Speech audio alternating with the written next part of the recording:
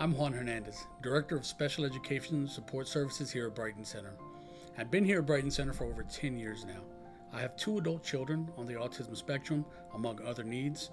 I have a bachelor's degree in psychology with an emphasis in applied behavioral analysis. And then I have a master's degree from UTSA, Go Runners, in special education, specifically in advocacy. I'm Andrew Harski. I'm an impact specialist here at Brighton Center. I have a bachelor's degree in sociology and women's and gender studies from Texas A&M. I've been at Brighton Center for about a year now. I'm here as a friendly face for families and to help support them and their services here at Brighton Center. Hey Juan, I just had a parent ask about the break between summer and school, and they were really just concerned about that time lapse between school, and they were wondering if there were any options out there for them and their kiddo. Yeah, sure. So for children that have IEPs in school, and this is from 3 years old up until they receive the adult year program services, there is something called extended school year, and it falls under the extended educational programming. What this is, right, it kind of follows the same structure of summer school, but not for the same purpose. This is specifically for those kiddos that it may take a little bit more to learn skills, is to make sure they don't lose those skills over the big breaks. One of the natural breaks that we talk about is summer, but it's also Thanksgiving, Christmas, spring break, long weekends, etc.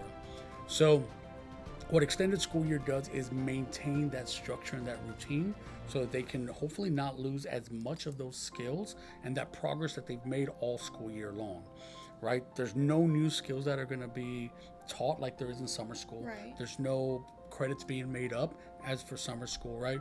For kiddos that are younger, right, the law doesn't specify, children that are 3 years old are not eligible, but realistically, in that first year, and really in those first couple years, children are learning how to learn. Right, the structure of early childhood special education and those preschool classes for kiddos that have IEPs and special education services, it's more on developing their skills to be able to learn once compulsory education in Texas starts at first grade or 6 years old.